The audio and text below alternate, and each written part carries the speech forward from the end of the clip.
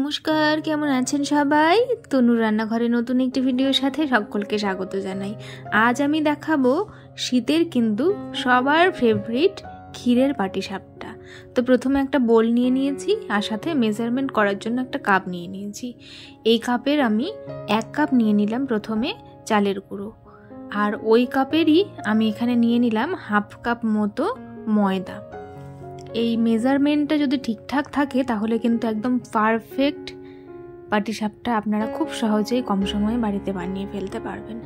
তারপরে ওই কাপেরই যতটা ময়দা নিয়েছিলাম তারও অর্ধেক আমি এখানে নিয়ে নিয়েছি সুজি, আর তারপরে দিয়ে দিলাম প্রয়োজন মতন চিনি। যেহেতু আমি ক্ষীরের পাটিসাপটা করব সেই জন্য এখানে চিনির পরিমাণটা একটু কম নিয়ে নিয়েছি ব্যাটারটার মধ্যে, কেননা যখন সেইটা আমরা খাবো এটাতে যদি বেশি কড়া মিষ্টি হয়ে যায় তাহলে কিন্তু ক্ষীরটার মধ্যেও যেহেতু আমাদের মিষ্টি থাকবে সেই জন্য ওটাকে ব্যালেন্স করা যাবে না। তো তারপরে ভালো করে আমি মিক্স করে নিলাম পুরোটাকে। নেবার পরে 1 পিঞ্চ মতন আমি এখানে দিয়ে দিলাম নুন, আর তারপরে আমি এখানে দিয়ে দিচ্ছি রুম টেম্পারেচারে থাকা দুধ আমি একটু একটু করে দিয়ে ভালো করে মিশিয়ে নিচ্ছি। দুধ আর সাথে সামান্য কিছু প্রয়োজন মতন যতটুকু লাগবে সেই জলটা দিয়ে আমি কিন্তু এখানে ধীরে ধীরে ব্যাটারটাকে স্মুথ একটা ব্যাটারে তৈরি করে নেব। আপনারা যারা নতুন পাটিসাপটা আপনাদের কোনো কারণে বারবার বানাতে গিয়েও কিন্তু ব্যর্থ হন, তারা কিন্তু আমার রেসিপিটি ফলো করে খুব সহজেই পারফেক্টভাবে কিন্তু পাটিসাপটা বানিয়ে নিতে পারবেন। তো ব্যাটারটাকে আমি প্রথমে ভালো করে মিক্স করে ঢাকা দিয়ে কিন্তু রেস্টিংয়ের জন্য রেখে দিলাম, যেহেতু ওটার মধ্যে সুজি রয়েছে সেই জন্য কিছুক্ষণ রেখে দিই। তার মাঝখানে এখানে আমি বানিয়ে নিচ্ছি ক্ষীর। তো এখানে আমি 1 কাপ মতন দুধ দিয়ে দিয়েছি, সাথে 4 থেকে 5 কাপ মতন আমি এখানে দিয়ে দিলাম গুঁড়ো দুধ, আর ফ্লেভারের জন্য একটা এলাচ আমি এখানে দিয়ে দিলাম। গুঁড়ো দুধটা কিছুটা মিক্স করার পরে আমি আরও 1 চামচ গুঁড়ো দুধ দিলাম, দিয়ে আবারও খুব ভালো করে কিন্তু মিক্স করে নিলাম। এইবারে আমি গ্যাসের ফ্লেমটাকে কিন্তু মিডিয়ামে রেখে নাড়াচাড়া করতে করতে খুব ভালো করে কিন্তু আমি এখানে পুরোটাকে মেল্ট করে নিয়েছি। এরপরে আমি 1/2 কাপের মতন, মানে আমার প্রয়োজন মতন আমি এখানে নলেন গুড় দিয়ে দিলাম। এখানে আপনারা চিনি অথবা নলেন গুড় দিয়ে করতে পারেন। তো আমি এখানে নলেন গুড় দিয়েই কিন্তু ক্ষীরটা বানাবো, এতে করে স্বাদটা কিন্তু আরও দ্বিগুণ বেড়ে যাবে। এইভাবে কিন্তু বারবার হাত চালিয়ে করতে হবে, না হলে গুড়টা কিন্তু বা ক্ষীরটা নিচে ধরে গেলে কিন্তু গন্ধ ছেড়ে দেবে, ভালো লাগবে না খেতে। দেখুন খুব সুন্দর করে কিন্তু এটা আমি করে নিয়েছি। থিকনেসটা আপনারা বুঝতেই পারছেন, ক্ষীরটা এখন নরম থাকলেও ঠান্ডা হয়ে যাওয়ার পরে কিন্তু অনেকটাই শুকিয়ে যাবে। তো এটা আমার রেডি হয়ে গেছে, এটা আমি একটা বাটির মধ্যে এবারে তুলে রেখে দিচ্ছি। তো আজকের রেসিপিটি কার কার ভালো লাগলো সেটা অবশ্যই জানাতে ভুলবেন না। যদি ভালো লেগে থাকে তাহলে প্লিজ চ্যানেলটিকে লাইক, শেয়ার, সাবস্ক্রাইব করে বেল নোটিফিকেশানটি অন করে রাখবেন, এতে করে আমার ভিডিও নোটিফিকেশান সবার আগে পেয়ে যাবেন। তো আমি আবারও যে ব্যাটারটা প্রথমে তৈরি করেছিলাম পাটিসাপটার জন্য সেটাকে কিন্তু নিয়ে নিলাম। এরপরে আবারও আমি খুব ভালো করে এটাকে মিশিয়ে নিচ্ছি। দেখুন কতটা থিকনেস আমি রেখেছি পাটিসাপটার ব্যাটারের জন্য।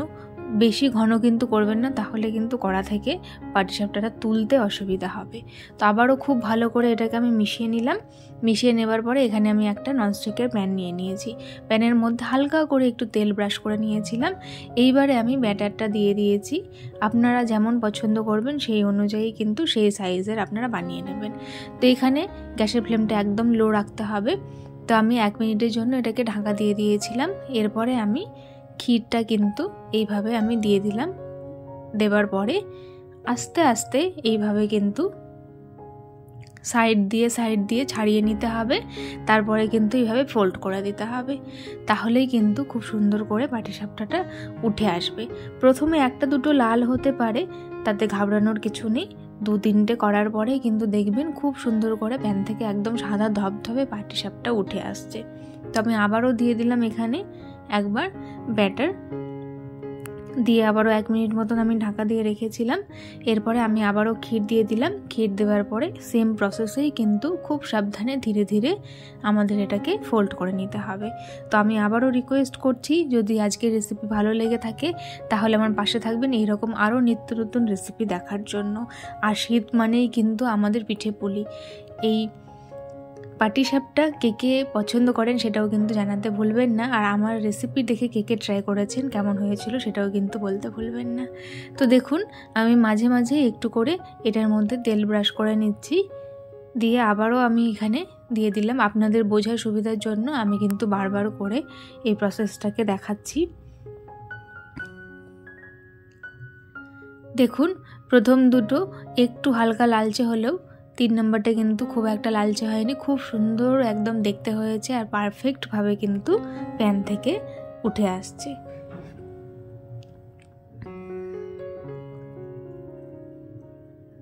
এবারে আমি দিয়ে এটাকে খুন্তির সাহায্যে স্প্রেড করে নিচ্ছি। আপনাদের যেমন সুবিধা হবে সেই রকম করে কিন্তু আপনারা এটাকে স্প্রেড করে নিতে পারেন। এবারে আমি ঢাকা দিইনি, ঢাকা ছাড়াই কিন্তু এখানে দেখাচ্ছি। আমি দুরকমভাবেই দেখালাম, আপনাদের যেটা সুবিধা হবে এর মধ্যে করতে সেটাই কিন্তু আপনারা এখানে করে নিতে পারেন। আর অবশ্যই জানাবেন রেসিপিটি কেমন হলো। দেখুন আমি সবগুলোকে খুব সুন্দর করে কিন্তু এইভাবে ভেজে নিয়েছি। পাটিসাপটা কিন্তু ক্ষীর দিয়ে অসাধারণ লাগে, আপনারা অবশ্যই একবার ট্রাই করতে ভুলবেন না কিন্তু। দেখুন সবগুলো আমি তৈরি করে নিয়েছি। আজ তবে চলি, দেখা হবে আরও একদিন আরেকটি ভিডিওর সাথে। ধন্যবাদ।